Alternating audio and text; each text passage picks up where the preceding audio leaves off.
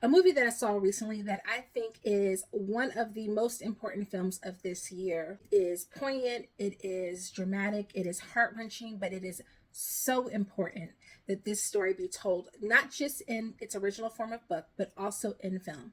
And that movie is Nickel Boys, directed by RaMell Ross, based on the Pulitzer Prize-winning novel by Colson Whitehead, and starring Ethan Herisse, Brandon Wilson, and the incomparable Aunjanue Ellis-Taylor. This story is a reimagining, if you will, or a fictionalization of a real life boys reform school in Marion, Georgia, called the Dozier School for Boys. And it was a place of untold horrors. It existed from the early 1900s to 2011 when it was shut down for budgetary reasons.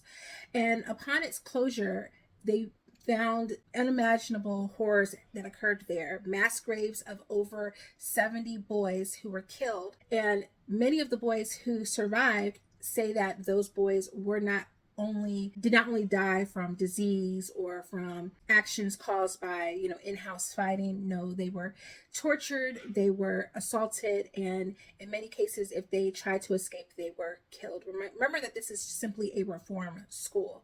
It wasn't meant to be a prison. And so Colson Whitehead's book tells the story of a young man named Elwood Curtis, who is bright and curious and smart, and he lives with his grandmother Hattie, and he wants to study science and math. He's so good at science and math.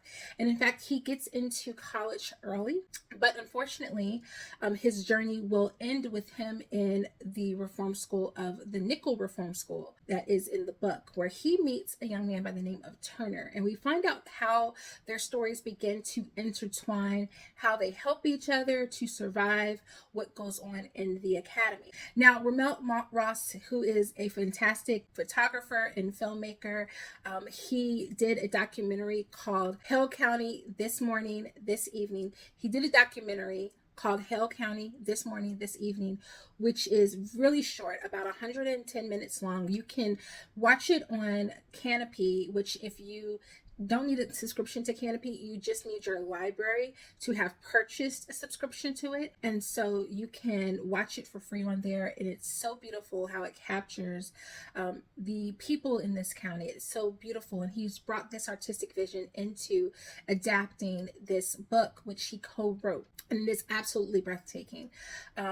Ethan and Brandon play the two young men at the center of this story, Elwood and Turner. And we get to experience what they go through an original and unique take by RaMell Ross, who decided to film and to write the script from a POV stance. We experience the world first through Elwood's eyes and then through Turner's. It is a unique experience, and one that can be a little bit disarming when you first sit down in the theater, because he also doesn't film the movie in a traditional Academy aspect ratio. I want to say he uses a 1-to-1 ratio, but I could be wrong about that, but it is a box ratio, and it feels very close, very intimate. He really wanted to draw the audience into the screen and into the lives of these two young men. And of course, as I mentioned, Aunjanue Ellis-Taylor, who if you've ever seen one of my reviews before, I absolutely adore her. She is one of my top 5 favorite actresses of all time. So you really get to be drawn into these boys' lives. And what I most appreciate about him using both a POV shot, which is rare to see in cinema, where you are experiencing the film through the body essentially of the protagonist, it allows you to feel close to these characters. It exponentially increases the empathy that you feel for them as they're going through these things. But the way that he uniquely films it, there isn't any gratuitous violence on screen, and so it keeps it from feeling like Black trauma porn. And as someone who tries to watch almost all movies, that can be exhausting, especially when the world is in turmoil and there's a lot going on. And especially as a mom to 2 boys, seeing something like that, I was really girding my loins for, and I was like, okay, Lord, please let me get through this without crying hysterically. And so I have to just tip my hat off to the writing of the script, but then also the cinematographer and the director for making those decisions, because the film is beautifully shot. It was produced by Plan B, which many of you, if you are a film aficionado, you know that is Brad Pitt's production company. It's the production company that helped bring about If Beale Street Could Talk, which you may know was directed by Barry Jenkins. And you can definitely see Barry Jenkins's influence on this film, in addition to RaMell Ross's own individual style. And I love it because you don't see filmmakers taking risk anymore. We talk about always wanting something new, something original. A lot of people are likening this to The Zone of Interest, in that you don't see the violence on screen and you're kind of just experiencing and witnessing the lives of the Nazi family that's living next door to the concentration camp. But exponentially more than that, because you are experiencing the life of these two boys, and it makes them feel, for me, it made them feel all the more real, because I felt like I was there with them. I was experiencing this with them. Some people don't like the way that the film is shot, and that's understandable. I will say that if you are someone who's prone to get like motion sickness, there's not a lot of shaky cam, but because it is a POV shot, you will feel like you were in a shaky cam, simply because as the camera is moving, you're moving with it, so that you're seeing essentially what Elwood and what Turner are seeing. So that is something to, I think, definitely be aware of, because that could be something that would, I think, be distracting for people, especially people who suffer from migraines.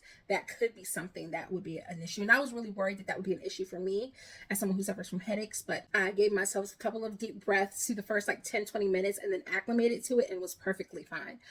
A couple of other things that I love about this movie is the way that he chose to incorporate documentary footage to remind us that while this is a story and it's fiction, what we're watching, that this event is real, and not just that it occurred at the Dozier School. That's just one school that we know about, but these schools existed throughout the country. And so how many other nameless, faceless boys did this happen to? And I think that's also an important reason why, for me, the POV shot works so well, because it's not just Elwood's story. It's not just Turner's story. Essentially, their stories just represent nameless other stories.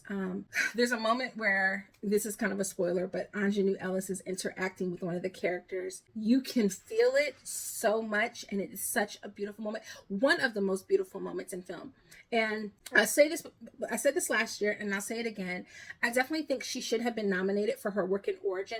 I definitely think Ava DuVernay could have been awarded, or at least nominated, for that film as well, because that film was beautiful. I'm interested to see if RaMell Ross will get nominated, because if for no other reason, people should be clamoring for inventive filmmaking at a time like this. And it's about time for Aunjanue Ellis to nominate it again and to perhaps win. It's always time. There's so many Black women who should have won Academy Awards by now, but it'd be interesting to see if Naomi Harris was nominated for her work with Moonlight, and there was so much emotion in that, and in many ways her character was going through some of the hardest trials, and it closed her off and broke her. Here we have a matriarch character who is going through horrible, unimaginable things, and she has to be strong because she still has this child, and that child is her everything.